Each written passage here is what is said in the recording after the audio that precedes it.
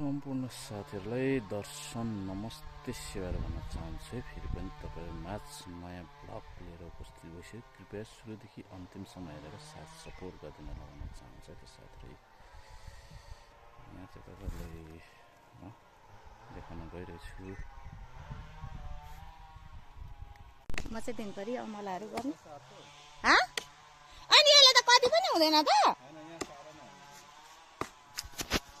अनि यहाँनिर मैले चाहिँ मेरो मोबाइलले मागेको थिएँ। मेरो कतानिर यता यता चाहिँ लत्तै सक्यो। त्यही झार्नु न, त्यही बेसरी छ त। ऊ थोरा छ ऊ त। हलुङपट्टि चाहिँ गर्नु न त, फेदपट्टि चाहिँ समाउनु, अनि पो सजिलो हुन्छ त। हो त्यसरी दिमाग पनि लाउनुपर्छ त। बल भन्दा बुद्धि ठुलो भन्ने थाहा छैन। उयो तपाईँको खुट्टाको झमझम हान्नुभयो भने यस्तो झमझम उयो उयो उयो ऊ यता त मुनि मुनि नजिक नजिकै झार्नु न।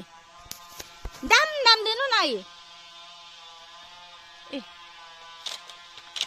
माथि माथि मात्रै हेर्नुहुन्छ है। फेदभरि यत्रो लत्तै लत्तै लत्तै लत्तै लत्तै छ, लत्तै छ। ए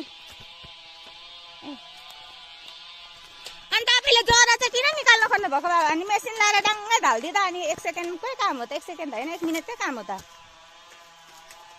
किन जरा चाहिँ सबै निकाल्नु खोज्नु भएको? अरू काट्यो भने अब योहरू ढल्छ, अनि अब यो मेसिनले काट्यो भने यो छिटा रहिरहन्छ र उखेल्न गाह्रो पर्छ भने कसले? काटीले। अब यसरी जरा काटेपछि त यो ज्यानै ढल्छ। अनि यो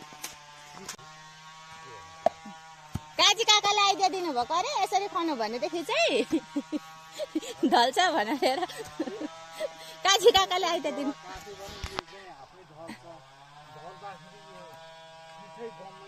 सबै।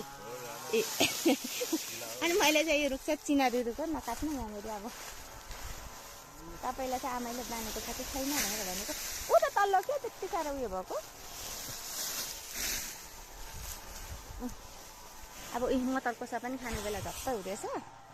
अब त्यस्तै हो साथीभाइ। हो मेरो बुढा त घाँस निकाल्दै। साथीहरू बिजी व्यस्तताले गर्दाखेरि मेरो भ्लगलाई मैले इन गर्न पाइरहेको थिइनँ। अहिले चाहिँ म घरबाट फेरि यासोकसम्मको बजारसम्मको यात्रामा निस्केको बेला चाहिँ भिडियो चाहिँ